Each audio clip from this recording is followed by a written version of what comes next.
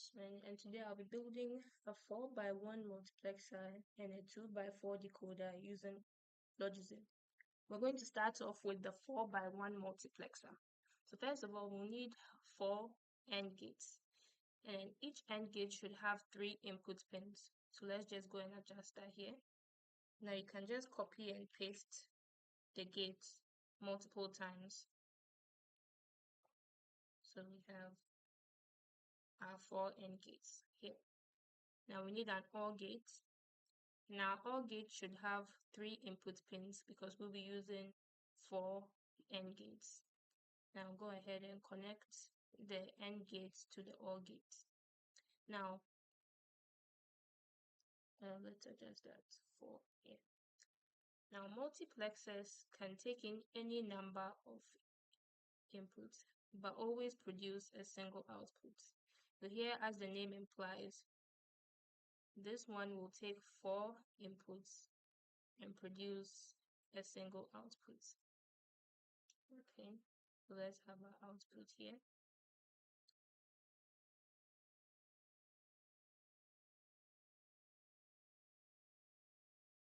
And let's go ahead and label that with Y. So our output is Y.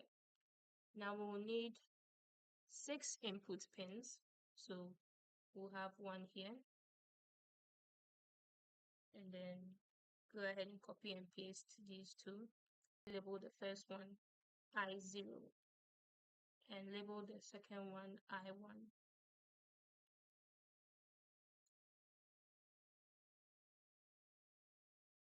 And the next one will be I2, followed by I3. Good. Now we can connect each of these pins to the AND gate like that. Now connected, and you can align them just for presentation purposes. Okay, now we'll need 2 switches. So we'll need 2 more input pins. Let's name this S0. And let's name the second one S1. Good. Now we'll need our inverters. 2 inverters. And you connect the inverters to the switches. Let me just adjust. Okay, perfect. So now we are going to connect each of the AND gates to the inverters. This is how we will go about it.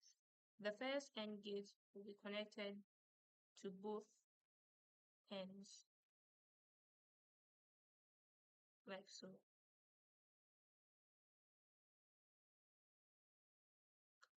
And the last AND gate will not be connected to either of the inverters.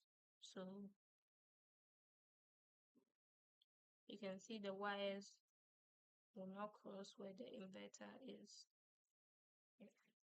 Now for the middle two, our second AND gate will have one wire connecting it to the inverter, like so. And our third AND gate will also have a wire connecting it to the other inverter, like that. And then their final pins will be connected in this manner. Great. Now we've built a multiplexer. We can go ahead and run a simulation.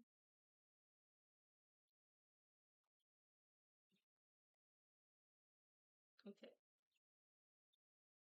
So we can see here that when S0 and S1 are both 0, we get an output for I0, but not for any of the others.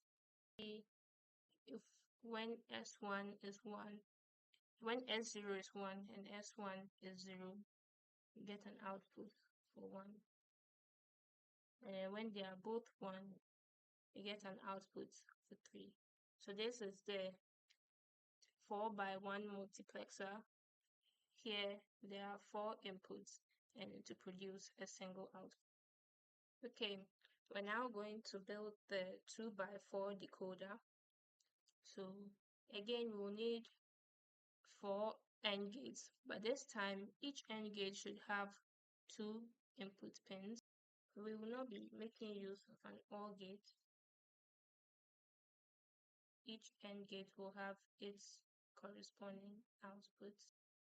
Just go ahead and connect those.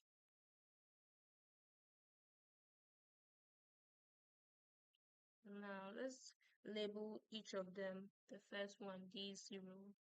So the first one will be D0, then D1, D2, and D3 in that order.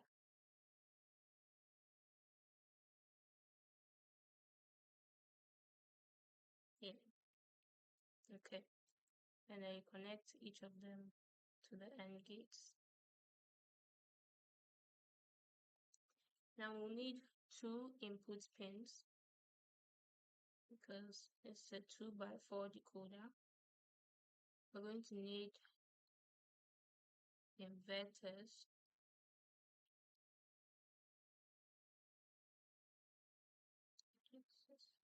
Okay. Now we connect to an inverter, much like with the first exercise we did, the 4x1 multiplexer. There. And let's go ahead and label each of them. A1,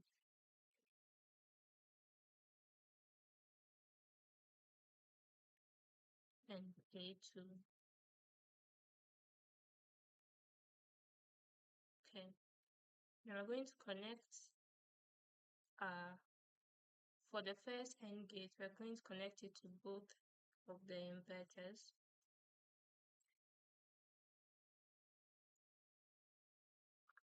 Like so.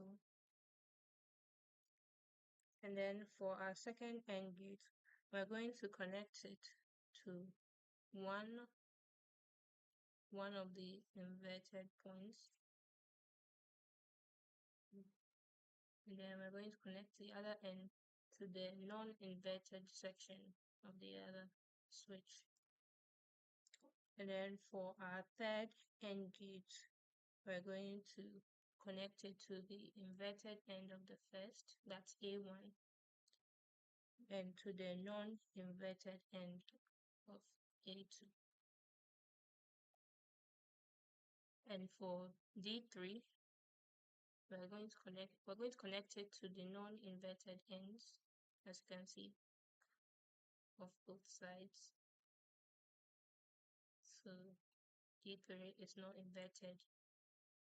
Now let's go ahead and simulate that.